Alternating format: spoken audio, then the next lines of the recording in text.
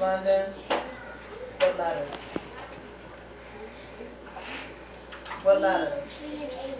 Good. Paris, what letters? Good. Sion, what letters? Good. Good, good, good. So let's go over the word. Yes, it does. C-H, chair. Yeah. Let's go over our words on that board and then we're going to do an activity, okay? Charlie. Child. Good. Children. Chair. Chose. Chip. Chop. Cheese. Chicken. Chocolate. Chip. Cherry. Shoe. Check.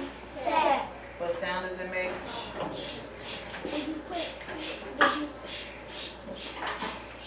Good. Now we're going to do an activity.